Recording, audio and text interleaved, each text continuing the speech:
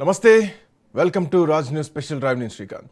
పశ్చిమాసియాలో యుద్ధ వాతావరణం మరింతగా ముదిరిపోతోంది. రోజుకు ఇరాన్పై అమెరికా వరుసగా మూడో రాత్రి కూడా వైమానిక దాడులతో విరుచుకుపడింది. అధ్యక్షుడు డొనాల్డ్ ట్రంప్ ప్రత్యక్ష ఆదేశాలతో యుఎస్ సెంట్రల్ కమాండ్ ఈ దాడుల్ని కొనసాగిస్తోంది. ఇక అంతర్జాతీయ వాణిజ్య నౌకలకు ఇరాన్ నుంచి ముప్పును పూర్తిగా తొలగించే లక్ష్యంతో ఈ ఆపరేషన్ చేపట్టినట్లు అమెరికా ప్రకటిస్తోంది. మరోవైపు ఇరాన్ తీర ప్రాంత నిఘా వ్యవస్థలు, డ్రోన్ కేంద్రాలు, క్షిపణి మౌలిక సదుపాయాల లక్ష్యంగా బాంబుల వర్షం కురిపించింది. ఈ దాడుల కారణంగా దక్షిణ ఇరాన్లోని బందర్ అబ్బాస్ పోర్ట్, కిష్ అట్లాగే క్విష్ ద్వీపాలతో పాటు అటు బుషహర్తో పాటు ప్రావిన్స్లోని జామ్ నగరం భారీ పేలుళ్లతో దద్దరిల్లినట్టు ఇప్పటికే అంతర్జాతీయ మీడియా కథనాలు వస్తున్నాయి. ఈ సైనిక చర్య మరో 2-3 వారాల పాటు కొనసాగొచ్చని డొనాల్డ్ ట్రంప్ చెప్తున్నారు.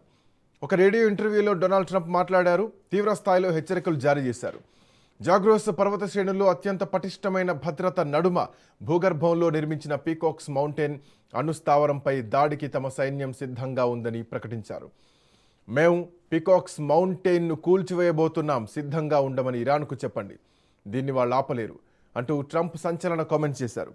ఈ పీకాక్స్ మౌంటైన్ ఇరాన్కు చాలా ఒక శక్తివంతమైనటువంటి కేంద్ర బిందువు. ఎందుకంటే దాంట్లోని దరిదాపు ఒక 3000 క్షిపణి జెట్ ఫ్లైట్స్ దాంట్లో కేంద్రీకృతం ఉన్నాయి. అవి ఎక్కడ ఏ సొరంగంలో ఉన్నాయో ఎవరికీ తెలియదు ప్రపంచానికి.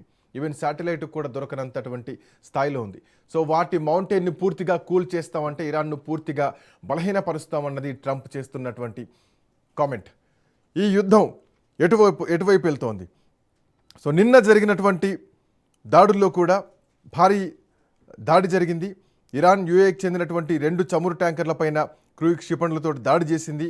యూఏ రక్షణ మంత్రిత్వ శాఖ ఈ అంశాన్ని ముంబాసా అట్లాగే అల్బహి అనే ట్యాంకర్లపైన దాడి జరిగింది. ఈ దాడిలో ఒక భారతీయుడు మరణించారు. 6 భారతీయులు సహా ఇంకొక 8 మంది గాయపడ్డారు. దీనిపైన భారత్ కూడా ఈ దాడిపైన భారతీయులపైన చనిపోతున్నటువంటి విషయంపైన భారత్ కూడా ఖండిస్తోంది.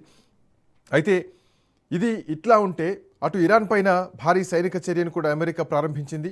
సో రోజుకు తీవ్రతరం అవుతోందనే చెప్పాలి. సో ఇట్లాంటి నేపథ్యంలోనే ఈ యుద్ధం ఇంకా ఎటువైపు దారితీయబోతోంది, ఏం జరగబోతోంది అన్నటువంటి ఒక పరిస్థితిలోకి వెళ్ళిపోతుంది. వాస్తవానికి హర్మూజ్లో నౌకల రాకపోకలు మొత్తం కూడా గత 2 నెలల్లో అత్యంత కనిష్ట స్థాయికి పడిపోయాయి. అటునుంచి ఏ నౌక పోయేటువంటి పరిస్థితి లేదు.